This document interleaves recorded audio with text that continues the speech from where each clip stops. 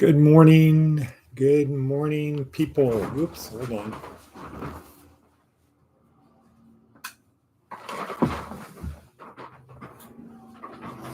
Good morning, fellow humans. Today is Wednesday, October 16th. We're at the second part of half of the month now. October 16th, Wednesday, October 16th. Oh, about 5 minutes before 6 a.m. Getting started a little bit early today because what? It's Wednesday, Volunteers Breakfast Day. Got stuff to do. Whoa. Yes, I've got real stuff I got to get done here. Like I call it oatmeal.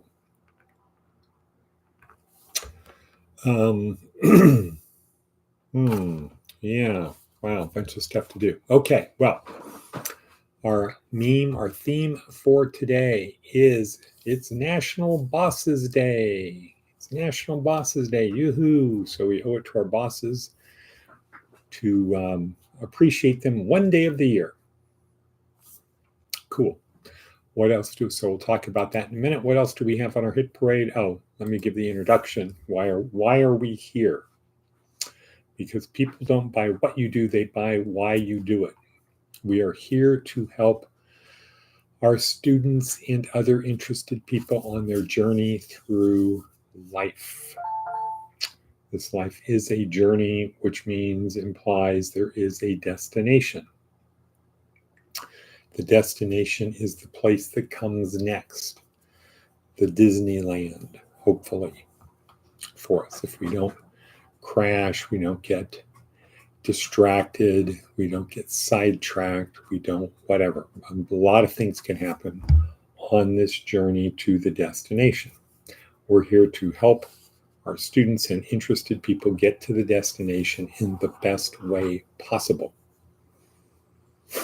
so they are the best prepared. So like if you're going to Disneyland and you're taking a trip, you don't want to get to Disneyland and by the time you arrive, it's like, oh man, I'm just too tired to go in, or I'm too sore, I'm too sick, or I'm too whatever. You want to be like, yes, we made it. We're prepared. We're ready to go. We're going to have the greatest day of our lives. That's what you want to do.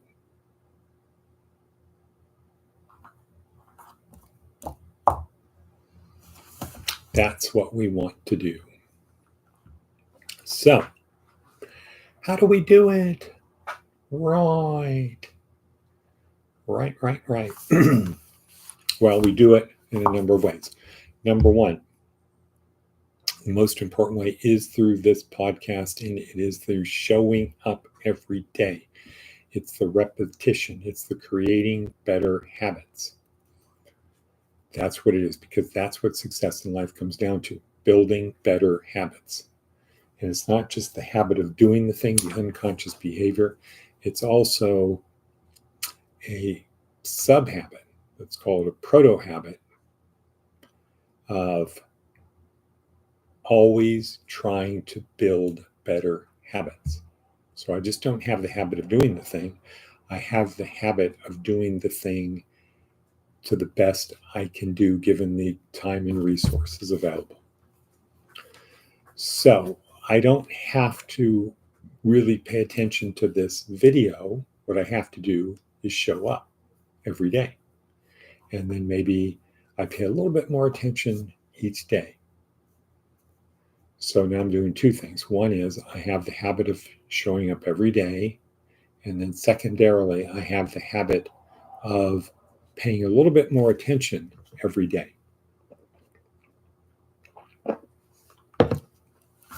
That's the most important thing, showing up, building better habits. That's the most important thing. The second most important thing, and in the big picture, it's the worksheet.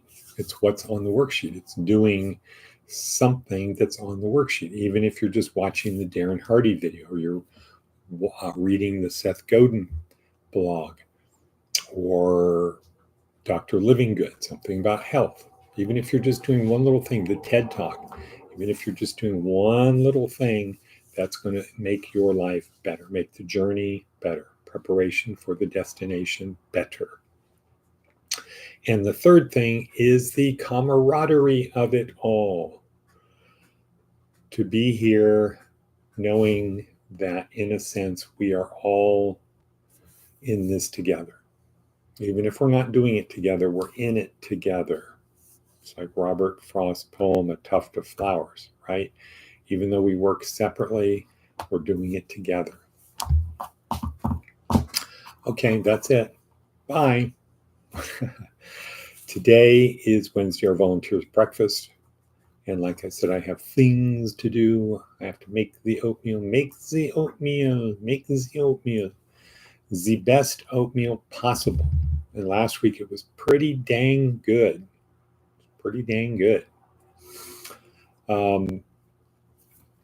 So that means I also have to go to the store to get the fresh fruit because I want the freshest fruit, not the freakiest fruit, the freshest fruit. And our purpose is to have the breakfast to talk about how we can help those who need it most. Right. Okay, let's go to the worksheet. Let us go to the worksheet. What do we got here? Advice from an 80-year-old. Compliment the meal when you're a guest in someone's home. Right. Compliment the meal. No matter what, there's always something you can say about the meal. Something positive you can say about the meal. Seth's blog, we'll talk about that a little bit. Let's see, what is Seth's blog? Beep, bop, or rebop.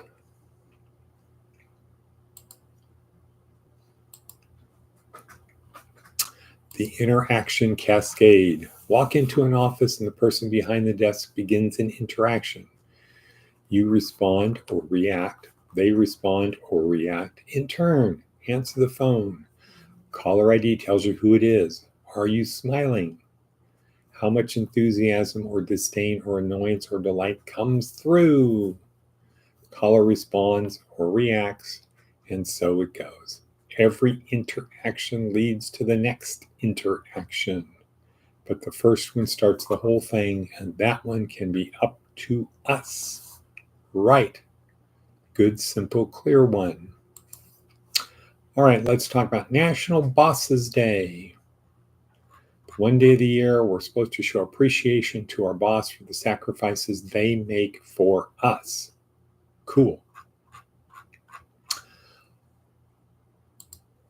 But what I want to talk about, okay, good morning, Diana. What I want to talk about is the contract, the social contract between you and your employer, us and our employer. It's really simple. It's really basic. And if you do it, your life will be greatly improved. So your attitude is that your boss's job is to make your life better. And your job is to make your boss's life easier. He makes your life better, you make his life easier. That's it. That should be kind of a guide for all relationships. My goal is to make your life better. I ask you to make my life easier, not what? Harder. I want you to make my life easier. I'm going to make your life better. So, how does your boss make your life better? Well, the number one way he makes your life better is money, right? With money, you can do what? Make your life easier. Why? Because you don't have to grow your food. You can just buy your food. You don't have to walk to work. Or you can ride a bicycle or have an Uber or have your own car. You can get to work. Having money enables you to make getting things done easier. So one way your boss makes your life better is he pays you for your time. The second way, though, is to teach you, for you to learn stuff, to have more skills so that you can earn more money because you have what? Higher value.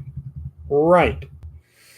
So if you go to a place and they're not making your life better in both ways, money and education, and it could be meeting people, it doesn't have to be just technical skills. Though technical skills are good, it could be networking skills. It could be learning how to act, social skills. Could be that too. Could be analytical skills. Ask yourself, what are the skills I'm learning? What am I learning here? And you might find out, wow, the value of what I'm getting from this job is incredible. That's what school's about, right?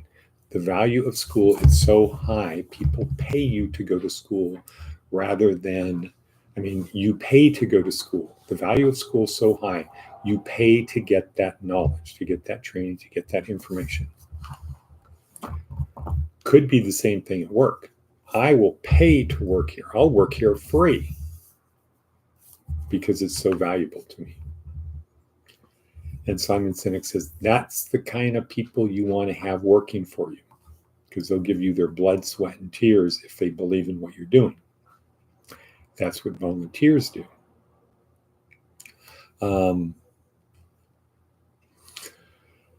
So your boss's job is to make your life better. If you're at a place where your life isn't better both ways, that you're learning something and getting money, quit, leave, find someplace else, because you're just spinning your wheels. You're just now on the rat race. Unless you get a tremendous amount of money, and that money, then the extra money you get, you quit your job and then use that to learn stuff that you could have and should have learned while you were there. Not often does that happen, but okay, cool. Bonk. Okay, now your job is to make your boss's life easier. Now, what is the number one way to do it? Just do what you're supposed to do. Diana, I am moving into permanent housing soon, and the place that houses people are going to train me to work for them until I graduate in April. Good. Okay. So you got to look at those two things. So how are they making my life better? They're paying me and I'm learning. Your job is to make your boss's life easier. So that means you do what you're supposed to do. Number one, do what you're supposed to do. If you're supposed to be there at 7, be there at 7. If they say, well, when we say 7, we really mean you need to be starting work at 7, not showing up at 7, then you need to be at work at 7. And if that means you need to be there at 10 to 7, great. Number one thing to make your boss's life easier is do what they expect you to do. Just do what they expect you to do. That's the number one way. The number two way is don't bug them. Okay? Just because you do the work, it's not helpful if you go and remind them, hey, I got my job done, but I noticed this other thing here, and blah, blah, blah, blah, blah, blah, blah, blah, blah. Because now what is your boss not able to do? What your boss was doing before, let's say what she intended to do or wanted to do or was doing, because now we're focused on you. That doesn't make your boss's life easier if they have to focus on you. And the key words are have to focus. Okay, so we're going to call this a day because the time is racing and I have things to do. Key thing, make your boss's life, National Boss Day, contract, boss's job, make your life better. If they're not making your life better, find another job. Your job is to make their life easier. Do what you're supposed to do. Don't bug them. That we're going to say hasta la vista. And I'm glad you're here, Diana, for today. Keep coming back. Spread the word. Repetition, repetition, repetition, building better habits. With that, we're going to say, have your Shivas and Shalom. Scotch and